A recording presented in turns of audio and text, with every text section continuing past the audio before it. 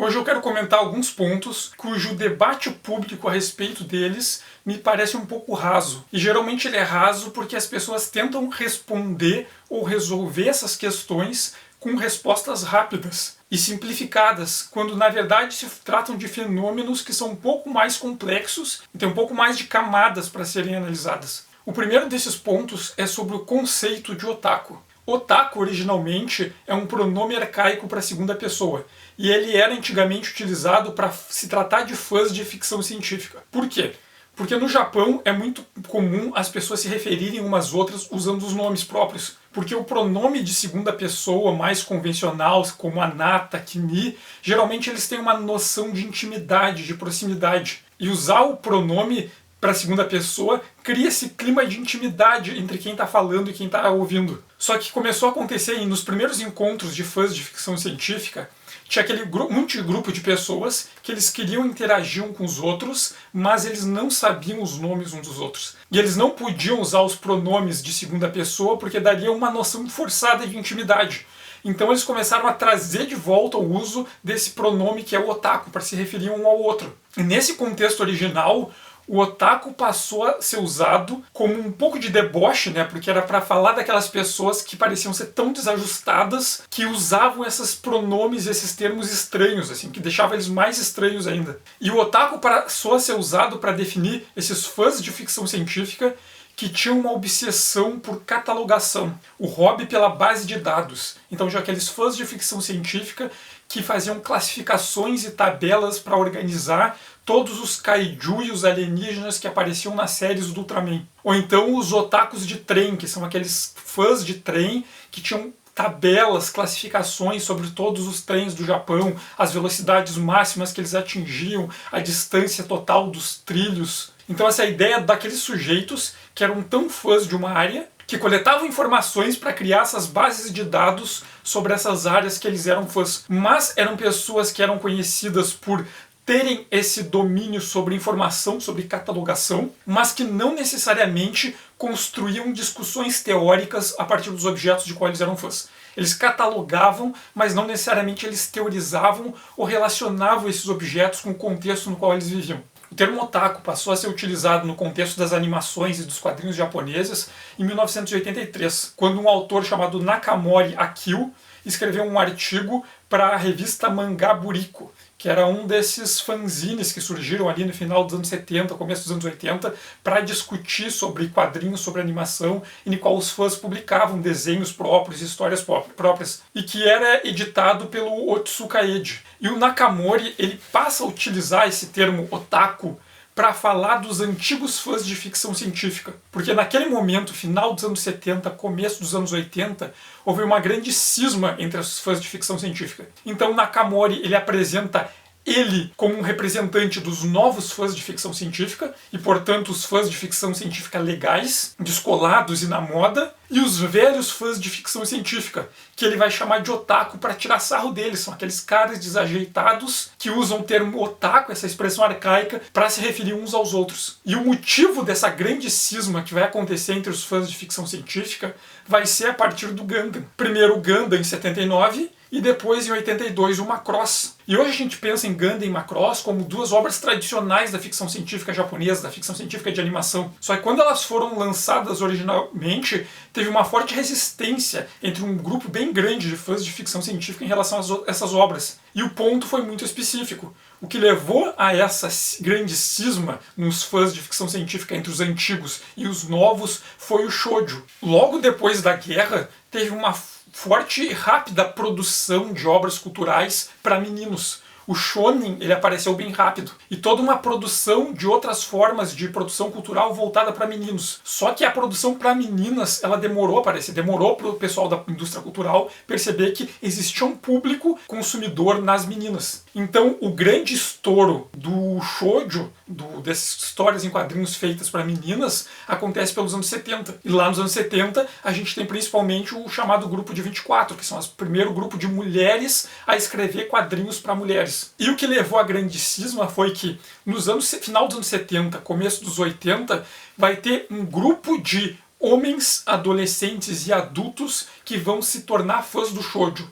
E ao mesmo tempo vai ter um grupo de antigos fãs da ficção científica que vão ter uma resistência enorme ao shoujo. Só que autores da ficção científica vão começar a trazer elementos do shoujo para as narrativas de ficção científica. Um dos exemplos é o Matsumoto Leiji, por exemplo, que é o autor do Expresso Galáctico Três Noves e do Yamato, né, Patrulha Estelar, que o Matsumoto chegou a produzir shoujo antes e usou vários elementos e influências do shoujo nesses mangás de ficção científica, nas animações de ficção científica dele. E o problema começa a ficar sério quando Gundam estreou. Porque Gundam, apesar de iniciar a tradição dos mecha, que ficou conhecido como os Real Robot, aquela produção pós-Mazinger Z, que dá uma abordagem para os robôs como algo banal para discutir questões de tecnologia e de belicismo, ao mesmo tempo os fãs reagiram porque disseram: Gundam não é ficção científica de verdade, porque Gundam é melodramático. E quando Macross foi lançado, foi ainda pior, a resistência foi maior, porque Macross também era acusado pelos antigos fãs de ser melodramático, porque ele representava as emoções e as relações humanas, segundo os fãs antigos,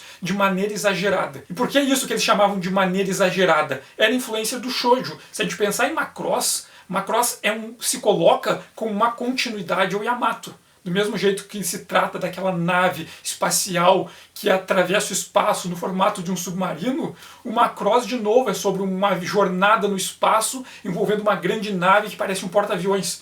E muito do Macross é todo construído para se colocar como o sucessor e o seguidor do Yamato. E Macross traz toda uma discussão sobre uma herança de uma tecnologia bélica, que era alguma coisa que já se discutia nas histórias de mecha. Vai trazer toda uma questão da sociologia e do pós-humanismo, que inclusive vale fazer um vídeo depois só sobre Macross, então não vou entrar nos detalhes aqui.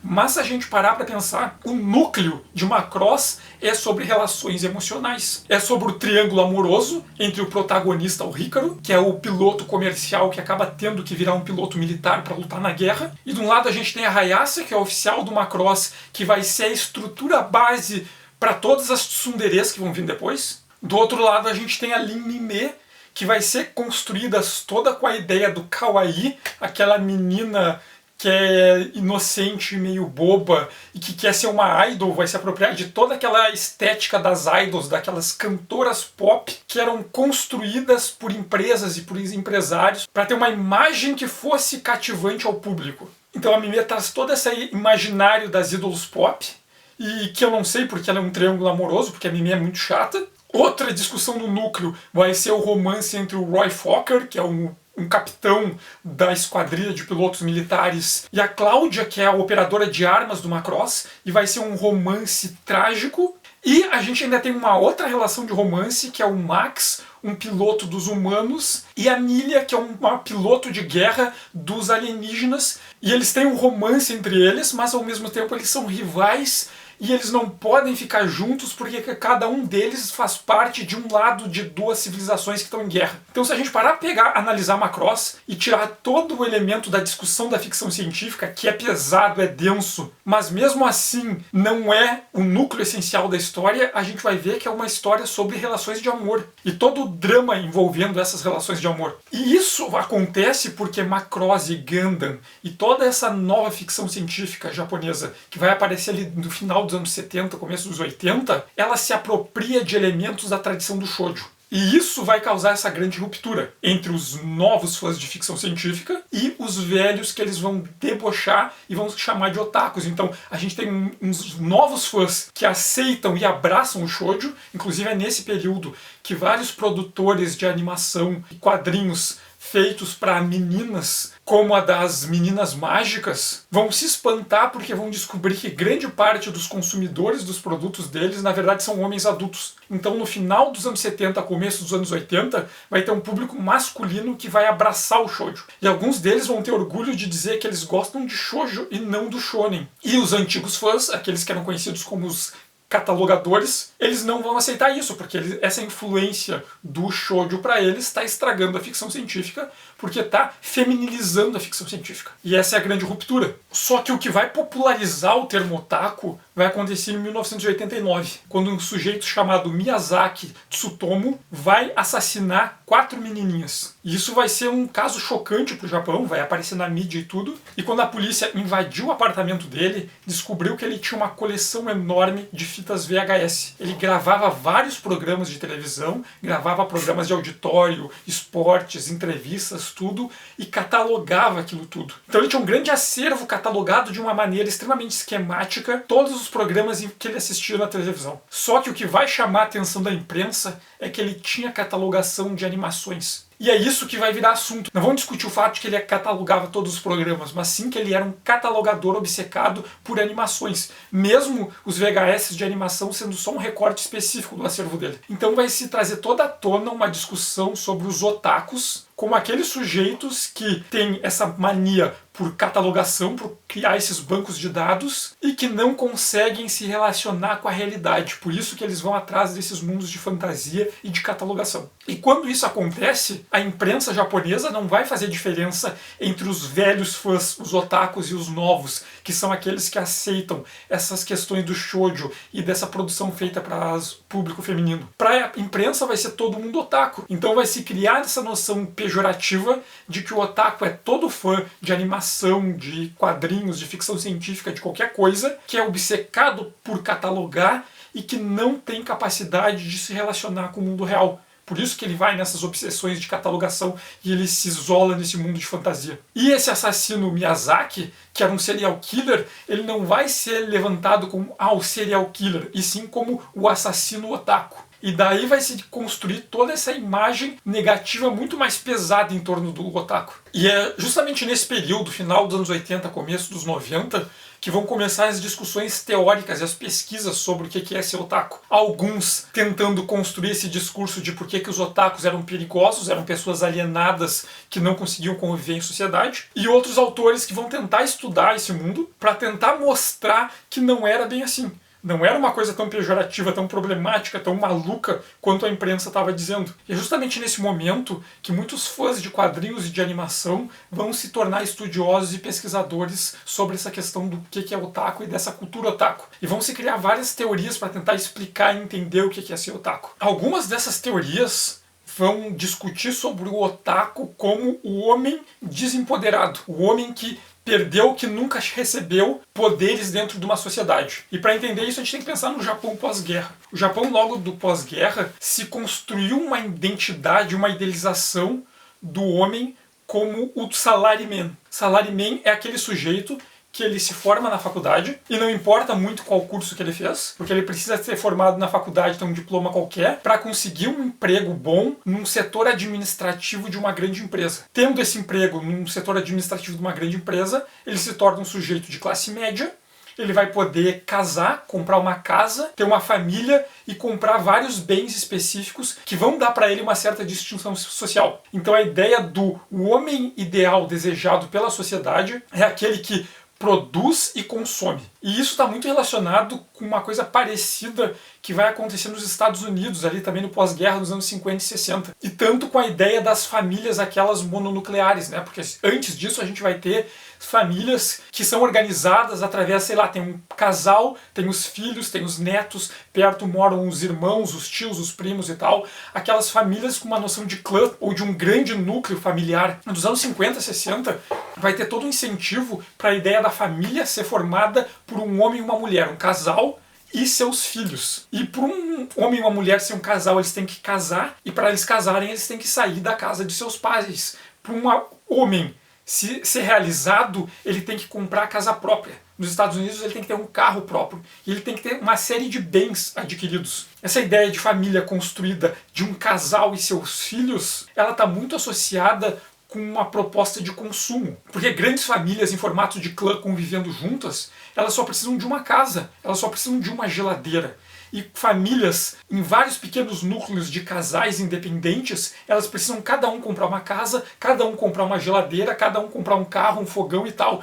Então essa ideia dessa família em volta de um casal está toda associada com uma construção de uma sociedade de consumo. E isso também vai acontecer no Japão. E uma forma da gente pensar a construção do otaku está associada com esses homens que eles não conseguem ou não querem se encaixar na posição do salariamento. Isso depois, com a crise do estouro da bolha econômica no Japão, ficou ainda mais reforçado, porque a gente tem vários sujeitos que não conseguiam mais se encaixar nessa posição, porque a diferença entre uma classe econômica mais abastada e os mais pobres aumentou depois do estouro da bolha. E essa noção de classe média acabou meio que se diluindo, tendo menos espaço. Então tem menos sujeitos que conseguem entrar nessa posição de classe média. E o sujeito que não está na classe média, que não está num cargo de salaryman, ele não tem poder aquisitivo. Então ele não tem o poder para comprar, pelo fato dele não poder adquirir e ele não poder estar nessa posição num emprego, numa grande empresa. Ele perde também o poder social, ele não é mais alguém respeitado na comunidade, alguém influente. E por ele não ser alguém com um poder econômico e com um poder social equilibrado, relevante, ele não vai ser visto como um par adequado, ou ele vai se sentir que não é um par adequado. Então ele vai perder também um poder afetivo. Ele não vai conseguir se relacionar com outras pessoas. Então a gente está falando de sujeitos que eles não vão conseguir o trabalho, a influência social e o casamento que a sociedade espera que eles consigam. E por isso, eles vão acabar se tornando um tipo de pária. Então a ideia do otaku como esse sujeito que ele não tem poder. Ele não tem o poder econômico, ele não tem o poder social, ele não tem o poder afetivo. E ele vai buscar ter poder e se encontrar em uma outra área da sociedade, talvez numa subcultura, que vá reconhecer mérito em alguma coisa que ele tenha. Então esses sujeitos que vão acabar sendo pária numa sociedade tradicional japonesa, eles vão ter poder onde? Na catalogação dos hobbies deles. O colecionador de insetos que conhece tudo sobre insetos e cataloga todos os insetos, o otaku de inseto, o otaku de trem, o otaku de animação. Nessas áreas, não só eles vão ter um poder por conhecer, por construir essas bases de dados que eles dominam, como vão ser relevantes e influentes para outras pessoas que também têm um apreço por essas áreas. Então, essa noção do otaku como a pessoa que não se encaixa na sociedade, como aquele cara excluído que vive no mundo alienado, não é exatamente essa noção de viver no mundo alienado, e sim de alguém que não conseguiu se encaixar no padrão social e acaba construindo outros núcleos de interação social. E um outro ponto para a gente pensar é que nos anos 90 vai ter a primeira geração de filhos dos japoneses que fizeram parte dos movimentos de contracultura. Então, desde o Japão tradicional, tem uma questão muito forte na cultura de lá, que é a de entender a moral como dar conta dos papéis sociais. Então, a pessoa pode fazer qualquer coisa desde que ela cumpra com aquilo que a sociedade, a família, a escola, os superiores esperam deles. Se ele der conta disso, os outros desvios de conduta vão ser deixados passar. Agora, se ele quebrar com essas expectativas que esperam dele, ele vai ser julgado por ter tido uma conduta imoral, por ter decepcionado aquilo que esperam dele. Então a sociedade japonesa era uma sociedade com muita exigência de papéis. Então fulano espera-se que ele vá seguir a carreira que os pais escolheram, que ele vá assumir o negócio da família, as pessoas vão casar de acordo com casamentos arranjados, várias relações sociais vão ser estabelecidas por conveniência e por expectativa social. E daí nos anos 60 a gente vai ter o pessoal da contracultura, que vai querer romper com todos esses padrões, e nos anos 90 a gente vai ter os filhos deles, que vão estar inseridos nessa sociedade que supervaloriza cumprir as expectativas, mas que não tiveram tanta pressão assim. E a gente vai ter esses jovens que eles não sabem o que eles querem, eles não sabem o que fazer, porque os pais que não obrigaram eles a seguir a carreira que os pais escolheram, os pais que não fizeram casamentos arranjados para eles, os pais que não estabeleceram relações sociais prontas, o governo que não exige que eles sejam nacionalistas e entrem num esforço de guerra. Não tem ninguém dizendo para eles o que eles devem querer. Então eles não sabem o que querer. Então vai ter a ideia do otaku como esse sujeito que ele não tem condições, porque ele não tem um preparo psicológico e emocional para fazer as escolhas próprias. Porque ele está dentro de uma sociedade que até então escolhia tudo para os jovens, e chegou um momento que eles são os primeiros jovens e que não se escolheu nada para eles. Então eles vão entrar em crise. Então vão ter aqueles jovens dos anos 90 que não sabem o que fazer. E isso vai acabar sendo discutido, inclusive, pelos próprios otakus. Na segunda metade dos anos 70, começo dos anos 80, é quando vai ter todo o boom dos fanzines no Japão. Não só os fanzines que produzem quadrinhos, ilustrações dos personagens feitos pelos próprios fãs, como os fanzines que vão discutir teoria, que vão falar sobre o mangá, os fãs que vão querer fazer as obras. E não só quadrinhos, como animação. Por exemplo, o estúdio Gainax, ele vai começar como fãs de animação que querem fazer suas animações e vão se juntar para fazer isso como um tipo de fanzine. E o que nos leva a casos como o do Anno Hideaki, o Evangelho. O Anno é um cara que ele cresceu nesse contexto dos fanzines e da formação da cultura otaku. E foi um dos fundadores da Gainax, esse estúdio que era feito por otakus que gostavam de animação e queriam fazer animação. E lembrando que o Anno, ele foi animador que fazia o trabalho braçal anônimo no Macross. Então ele vem dessa tradição da ficção científica influenciada pelo shoujo. E o Anno, apesar de ser um otaku, ele vai ser um cara que vai fazer uma crítica ao próprio universo otaku. Ele vai estar lá dentro vendo aquilo e vai fazendo uma crítica interna sobre. E é o que acontece no Evangelho. Se a gente parar para pensar no Evangelho e a gente pegar o Shinji. O que é o Shinji? É um cara, um adolescente, em que ele tem sérios problemas para se relacionar com pessoas, ele não consegue estabelecer vínculos com pessoas de nenhum tipo. Ele tem um trauma porque o rompimento com os vínculos com os pais dele é enorme. A mãe dele morreu quando ele era criança e o pai dele renega ele completamente. Ele não tem um núcleo familiar básico. E ele não sabe o que ele quer da vida. Ele não sabe decidir. Ele não sabe interagir com pessoas e o que ele quer o tempo todo que alguém decida para ele o que ele deve fazer. E se ninguém diz para ele o que ele deve fazer, ele entra em crise e não faz nada, ele empaca. Quando o Anno tá fazendo o Shinji desse jeito, o Anno tá falando sobre os otakus dos anos 90. Ele tá dizendo, olha o que é o otaku. Essa geração que não consegue estabelecer vínculos, não tem ninguém que diga pra ele o que eles querem, não conseguem se encaixar na vida do salaryman e entram em crise porque eles não sabem o que fazer, eles não sabem o que querer. Essa é a questão. É antes de não saber o que fazer, é antes de não conseguir o que quer, é não saber o que querer, é não saber como querer. Esse é o problema do otaku dos anos 90. E é uma proposta que o Anno vai levar adiante em outras obras dele. Se a gente parar a pensar no Shin Godzilla, que é sobre um monstro que aparece e o governo ele entra em crise, a administração pública entra em crise. Se a gente pensar quem são os funcionários públicos durante o Shin Godzilla, são as pessoas que eram os adolescentes dos anos 90, que cresceram e entraram nas empresas, na burocracia. E quando acontece a crise, chega o monstro, ninguém quer tomar atitude nenhuma, ninguém quer decidir o que fazer. Cada um pergunta pro superior, que pergunta pro superior, que pergunta pro superior. Fica uma grande história de pessoas que não querem assumir responsabilidades e vão sempre delegando para alguém decidir para elas. Então o Anno é um cara que está fazendo uma crítica ao otaku, à própria noção de otaku, sendo ele próprio um otaku.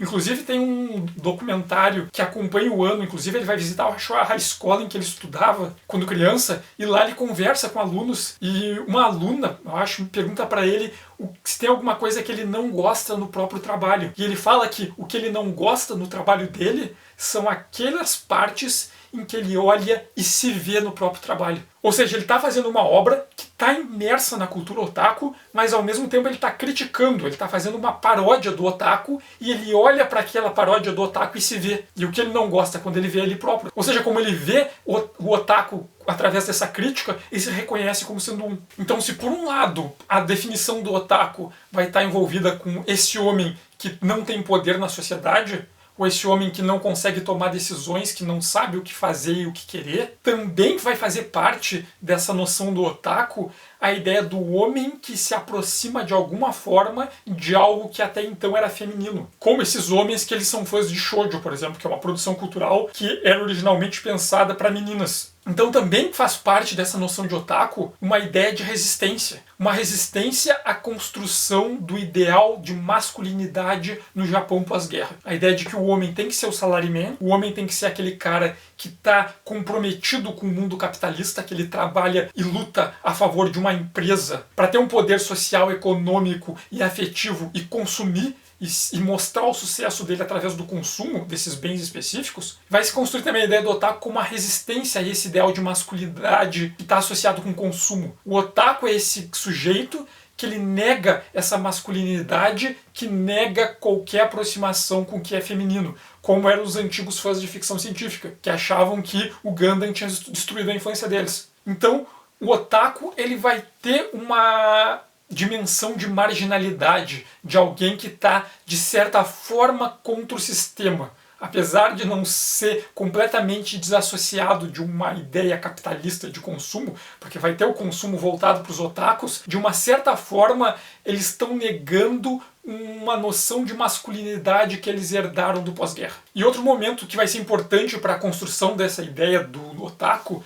vai acontecer em 2005, quando vai ser publicado o romance Den Shotoko, que é o Homem do Trem, que vai ser adaptado para novela, para série de televisão, vai ser extremamente popular no Japão nesse período. E o Den Shotoko, ele trata de um relacionamento entre uma mulher que trabalha numa empresa e tem um emprego administrativo, uma salarywoman, e um otaku. Como eles constroem esse relacionamento e como esse relacionamento se desenvolve. O que acontece é, apesar de o Den Shotoko ficar muito popular em 2005, ter montes de fãs no Japão e popularizar a imagem do otaku, até com uma certa positividade para o público em geral, Den Shotoko também vai sofrer muitas críticas, vindas de dois lados. O primeiro lado vai acusar o Den Shotoko de idealizar esse homem, esse otaku, de apresentar para mulheres solitárias o imaginário de que todo otaku é o homem ideal que está escondido ali, que está num casulo, e basta a influência de uma mulher ali para arrancar ele para fora daquele casulo, e esse otaku vai instantaneamente virar o homem dos sonhos dessa mulher. E essas críticas vão dizer que não é bem assim. Primeiro que, o otaku é o otaku alienado e maluco por classificação, e a mulher que vai ter a responsabilidade de ir lá e tirar ele desse mundo e fazer ele virar um cara responsável e capaz de se relacionar. Tem toda uma pressão para a mulher assumir a responsabilidade por fazer o otaku virar alguém sociável. E também porque se relacionar com o otaku não é tão simples assim. Não é porque uma mulher vai estar bem disposta a ter um relacionamento com o otaku que ele vai virar uma pessoa de fácil relacionamento, que vai ser fácil interagir com ele, vai ser algo amigável, pacífico e simples de se construir. Então parte da crítica vai ser por construir essa imagem do otaku como o homem ideal que está ali só esperando por uma mulher fazer com que ele se manifeste como o homem ideal. Mas o outro lado da crítica, que é o que eu acho mais interessante, é da que veio pelos próprios otakus. Tiveram vários otakus, inclusive tiveram passeatas em Tóquio, tiveram manifestações de rua em Tóquio por otakus contra o Den Shotoko. E a crítica deles era que o Den Shotoko era uma propaganda anti-otaku, era uma propaganda para convencer os otakus a abandonarem os hobbies deles, abandonarem as coisas que eles gostavam e se tornarem salaryman e casarem com mulheres. Era uma propaganda para os otakus deixarem de ser otakus, de eles deixarem de ser essa subcultura e essa resistência ao que era o status normativo de masculinidade e se enquadrarem nessa sociedade. Então, esses otakus começaram a protestar contra o Den Shotoko, porque o Den Shotoko pregava que o otaku tinha que deixar de ser otaku e se tornar um homem normal padrão. E principalmente por dizer que eles deveriam se relacionar com mulheres de verdade. E um dos gritos feitos na passeata e escrito nas faixas do protesto era de que eles queriam um reconhecimento pelo direito de se relacionarem com personagens fictícios. Então eram os otakus que eles não queriam ter relacionamentos com pessoas de verdade. Eles negavam essa visão social de que homens precisam casar e se relacionar com pessoas reais. Eles queriam que a ideia de que eles tivessem relacionamentos imaginários com personagens fictícios fosse algo naturalizado. E o que nos leva a uma outra discussão, que é a noção do moe. Já no finalzinho dos anos 70,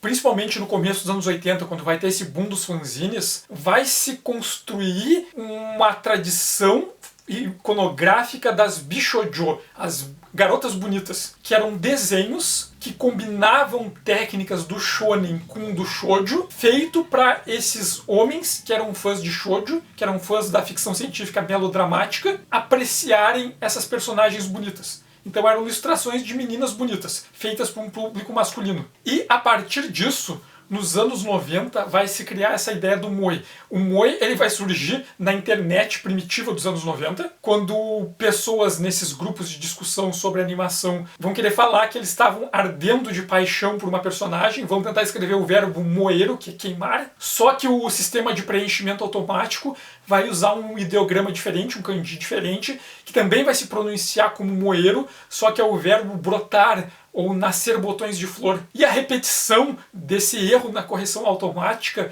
vai meio que se tornar uma piada interna dos fãs, o verbo moeiro, que vai virar o moe, para significar uma coisa muito específica, que é uma relação afetiva que um sujeito tem em relação a um personagem que não existe de verdade. Então o moe, ele não é um objeto, ele não é uma coisa em si, mas ele é um fenômeno que existe entre um sujeito e um objeto. E esse objeto, ele tem que ser um personagem. Não é exatamente um objeto completamente desprovido de uma noção de identidade, e também não é sobre uma pessoa, não é sobre um sujeito que pode corresponder. É uma relação afetiva sobre um personagem que é fictício. E essa relação, ela pode ter um caráter de sexualidade, mas não necessariamente. Ele pode não ter nada de sexual. Mas o importante é que exista um relacionamento afetivo, com ou sem uma intenção, uma ambição sexual nisso. Não é necessariamente erótico, mas é o que necessariamente desperta uma resposta afetiva.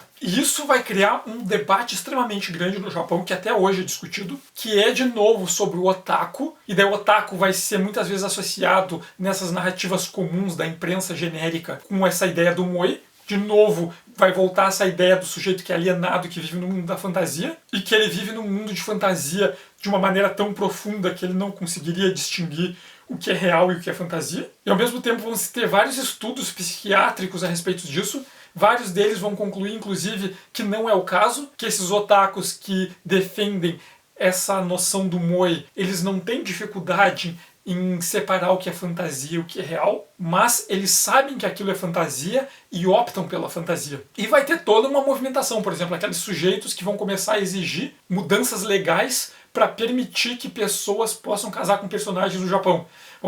Vão ter o cara que casou com o travesseiro com uma imagem de uma personagem bonita estampada nele. E vão ter todas umas discussões sobre a questão de sexualidade, sobre pessoas que vão dizer que o moe, na verdade, é um fenômeno de sujeitos que não conseguem se relacionar com pessoas reais, esses otakus, que são esses sujeitos que não têm poder para interagir na sociedade, eles não têm o poder afetivo e não conseguem interagir com pessoas de outro sexo, e por isso vão tentar um tipo de compensação nesses personagens que não existem de verdade, que não podem negar coisas para eles, não podem brigar e discordar com eles, então uma relação idealizada que é muito mais fácil do que com um sujeito real, mas também vai ter toda uma movimentação de sujeitos que não vão ver isso como uma compensação, pelo contrário, como se fosse uma outra sexualidade em que o sujeito só tem atração por que eles chamam de complexo 2D, por personagens bidimensionais e ficcionais. E alguns teóricos que defendem essa ideia do moe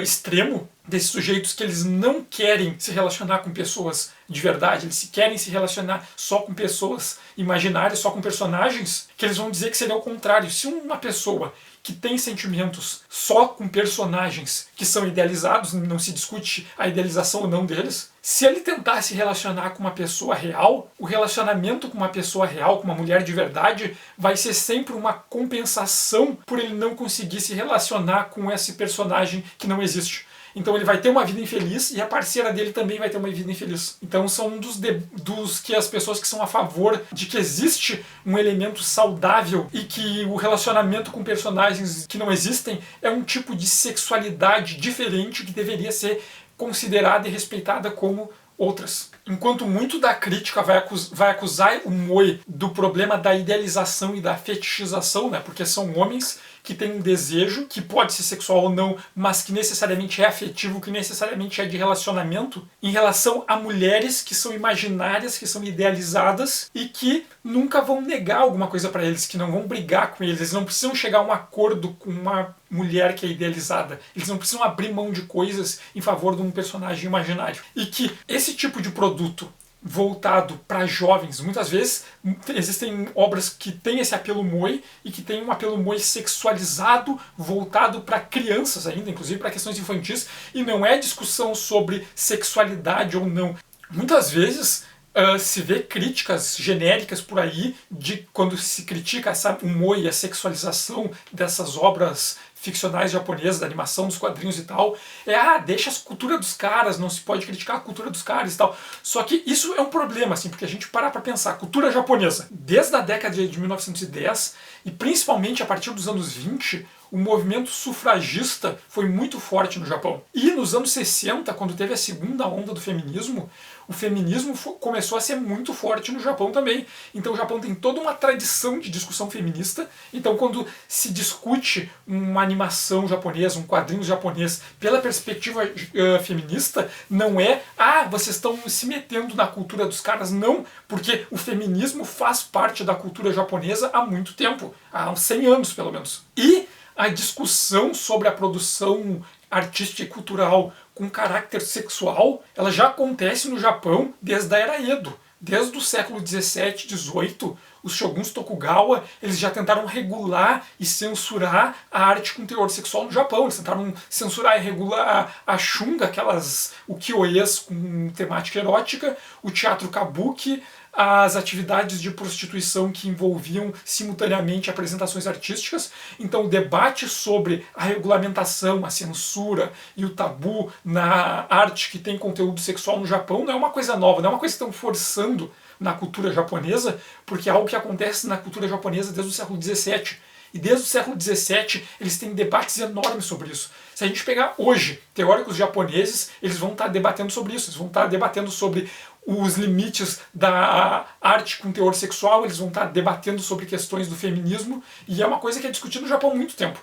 Então não é invadir a cultura deles, porque isso faz parte da cultura deles. Negar esse tipo de discussão na cultura japonesa é desconhecer a cultura japonesa. Então parte da crítica ao moe, e principalmente o moe que tem apelo sexual, vai ser dele sendo voltado como um produto comercial para vender, que muitas vezes mira crianças. Então moe sexualizado para crianças. Esse é o grande problema no Japão. Não é a discussão sobre censurar o que é erótico ou não, e sim qual é o limite do erótico, qual é a idade, por exemplo, para se representar esse tipo de coisa e para poder consumir esse tipo de coisa. É isso que eles estão discutindo lá. E resumir isso, a questão de censura ou não censura, é simplificar bastante o que eles estão discutindo e debatendo por lá. Então a crítica o moe, ele pode levar a homens que têm contato com o moe desde muito jovens e que estão nessa cultura, que tem sérios problemas de interação, de novo, desses homens, que eles não conseguem decidir coisas por eles próprios, que eles esperam que alguém decida por eles, que eles entram num trabalho, numa função por pressão social e não conseguem fazer o que eles queriam porque eles não conseguem dizer não para quem pressiona eles. É pegar esses sujeitos e desde muito jovens dar para eles essas imagens e essa construção desses personagens femininos idealizados e dizer para eles, olha só, se relacionem só com esses personagens, e depois vai chegar um momento em que eles vão casar, às vezes eles nem queriam, mas vão pressionar tanto eles que eles vão fazer um casamento arranjado e vão ter sérios problemas de relacionamento com as esposas deles, porque eles esperam essa mulher idealizada que essa produção cultural prometeu para ele que eles não vão conseguir. Então parte da crítica do moe vem isso. E se a gente voltar de novo ao Evangelion, a cena do filme em que a Asuka está em coma, desmaiada, e o Shinji está do lado dela na cama do hospital, e o Shinji tem toda uma relação afetiva em relação a ela que ele nunca conseguiu manifestar, mas que quando ela tá ali desmaiada ele se masturba. Isso é uma crítica enorme que o Ano tá fazendo justamente a esses otakus, esses caras que eles não conseguem ter um relacionamento, uma resposta emocional e estabelecer vínculos com mulheres de verdade, mas no momento em que aquela mulher é só uma imagem que não pode reagir, não pode negar, não pode discutir com eles, que eles não têm que mediar uma relação e chegar ao meio termo, que é a Asuka desmaiada e a Asuka em coma, daí sim eles conseguem ter um tipo de atração. Então aquela cena é um baita de um tapa na cara que o Ano tá dando na cultura otaku.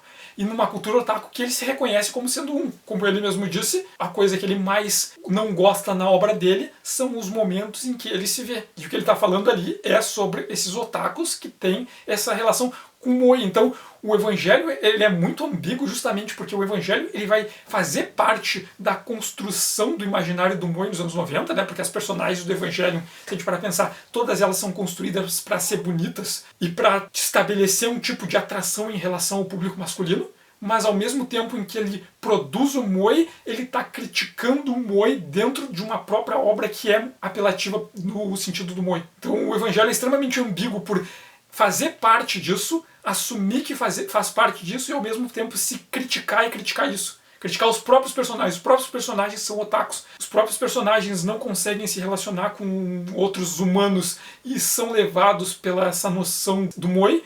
E eles mesmos são criticados por entrar nessa. E ao mesmo tempo vai ter uma outra ala que defende o moe, inclusive com os argumentos que eu já discuti ainda, mas também que vai tratar o moe não como a causa, mas como um sintoma e talvez inclusive como um remédio. A ideia de que se a gente imaginar que a ideia desse otaku ele existe, esse sujeito que ele está à margem, porque ele não se enquadra no padrão de masculinidade que a sociedade japonesa exige dele.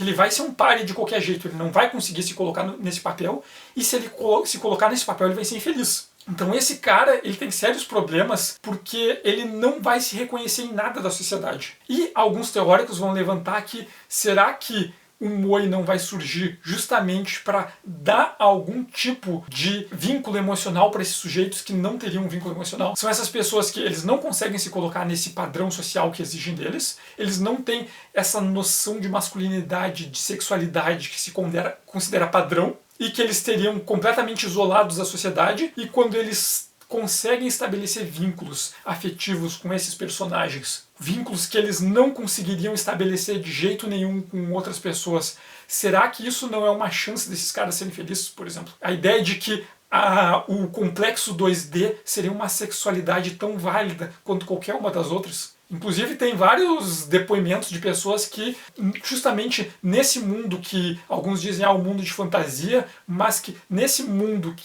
da ficção encontraram salvação. Tipo, tem relatos de pessoas que disseram que quando eram adolescentes, estavam na escola, não conseguiam se identificar com ninguém, eram infelizes e queriam se matar, mas não se mataram porque queriam saber o que ia acontecer no último episódio de Hokuto no Ken. Daí quando acabou Hokuto no Ken, começou o Evangelion e eles queriam saber o que ia acontecer no final do Evangelion. Pessoas que dizem uma animação, uma história em quadrinhos salvou a vida deles, que não se mataram por causa disso, porque queriam continuar e até que chegar o momento da vida em que eles encontraram o lugar deles. Então, dos pontos que defende a validade do moe vai falar sobre isso, sobre o moe, essa possibilidade de ter vínculos afetivos com a ficção, ser a chance de algumas pessoas terem esses vínculos e de terem a felicidade que eles podem ter. Então o meu ponto aqui hoje não era trazer nenhuma resposta, não é encerrar, não é dizer o que é o otaku, dizer o que é o moe e fazer algum tipo de juízo moral sobre isso, mas sim é tentar trazer para o debate que essa noção do otaku e essa discussão sobre o moe, sobre esses personagens femininos que são construídos para ser atrativos emocional e sexualmente, eles não são tão simples assim. Muitas vezes as pessoas tendem a dar respostas rápidas e simplistas, como se pudessem resolver o problema rápido, tipo, deixa a cultura deles, ou é censura, não é censura. E não é sobre isso, não é sobre ser o problema ou não deles, não é sobre censurar ou não censurar. É uma discussão que tem muito mais camadas, é muito mais complexa e que no Japão está sendo discutida por vários teóricos num nível extremamente alto. Enquanto a discussão comum que a gente vê geralmente por aqui é extremamente rasa. É sobre o censura ou não censura. É sobre deixa a cultura deles ou não deixa. Ignora um monte de camadas que tem sobre isso e que não é sobre simplesmente fazer um julgamento moral. É legal ou não é legal. Não é sobre isso. É sobre tentar entender a complexidade dessa construção social e dessas relações. Então eu não vou responder nada aqui, mas eu queria propor se pensar sobre isso com um pouco mais de cuidado e de uma forma um pouco mais elaborada, sobre essa noção do otaku e de toda essa cultura da estética do moe. E por hoje era isso, peço que quem puder curta, compartilhe, porque ajuda um monte o canal. Quem tiver comentários para fazer também pode falar aí. Quem quiser trazer definições sobre otaku, sobre o moe, sobre todas essas discussões, sinta-se à vontade. E obrigado e até o próximo vídeo.